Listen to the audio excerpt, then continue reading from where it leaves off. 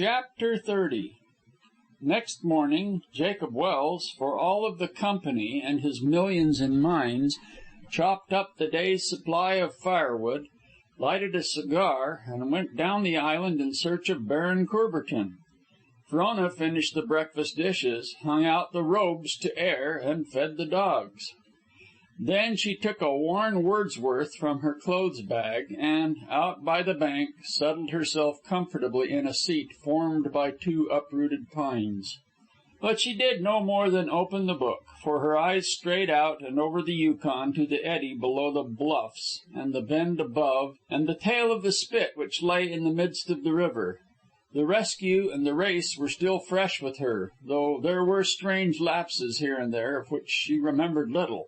The struggle by the fissure was immeasurable. She knew not how long it lasted, and the race down Split Up to Roubeau Island was a thing of which her reason convinced her, but of which she recollected nothing.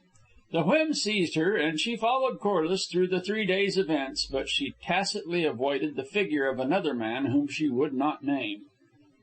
Something terrible was connected therewith, she knew, which must be faced sooner or later, but she preferred to put that moment away from her. She was stiff and sore of mind as well as of body, and will and action were for the time being distasteful.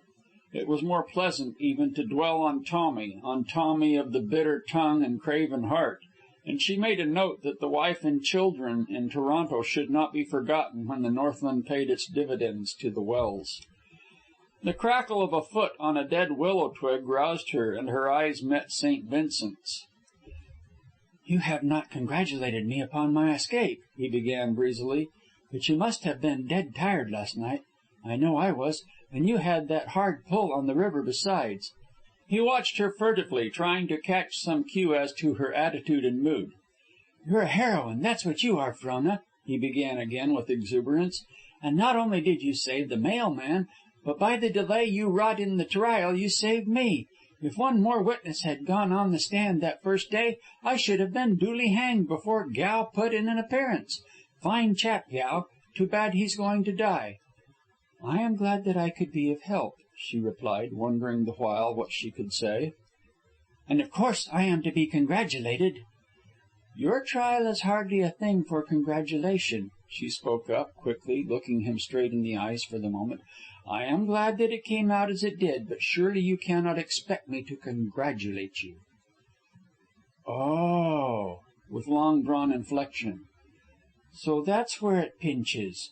He smiled good-humoredly and moved as though to sit down, but she made no room for him, and he remained standing. "I can certainly explain. If there have been women." Frona had been clenching her hand nervously, but at the word burst out in laughter. "Women?" she queried. "Women?" she repeated. "Do not be ridiculous, Gregory."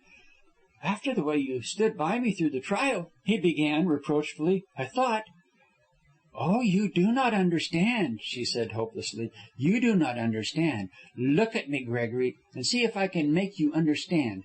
Your presence is painful to me. Your kisses hurt me. The memory of them still burns my cheek, and my lips feel unclean. And why? Because of women, which you may explain away? How little do you understand? But shall I tell you?" Voices of men came to her from down the river bank and the splashing of water. She glanced quickly and saw Del Bishop guiding a poling boat against the current, and Corliss on the bank, bending to the tow rope. "Shall I tell you why, Gregory St. Vincent?" she said again. "Tell you why your kisses have cheapened me? Because you broke the faith of food and blanket. Because you broke salt with a man, and then watched that man fight unequally for life without lifting your hand. Why, I had rather you had died in defending him. The memory of you would have been good. Yes, I had rather you had killed him yourself. At least it would have shown there was blood in your body." "So this is what you would call love," he began scornfully, his fretting, fuming devil beginning to rouse. "A fair weather love, truly, but Lord, how we men learn." "I had thought you were well lessoned," she retorted. "What of the other women?" "But what do you intend to do?" he demanded, taking no notice. "I am not an easy man to cross. You cannot throw me over with impunity. I shall not stand for it, I warn you. You have dared do things in this country which would blacken you were they known. I have ears. I have not been asleep. You will find it no child's play to explain away things which you may declare most innocent." She looked at him with a smile which carried pity in its cold mirth, and it goaded him. "I am down, a thing to make jest upon, a thing to pity, but I promise you that I can drag you with me. My kisses have cheapened you, eh? Then how must you have felt at Happy Camp on the Dyea Trail?" As though in answer, Corliss swung down upon them with the tow rope. Frona beckoned a greeting to him. "Vance," she said, "the mail carrier has brought important news to Father, so important that he must go outside. He starts this afternoon with Baron Courbertin in La Bijou. Will you take me down to Dawson? I should like to go at once, to day.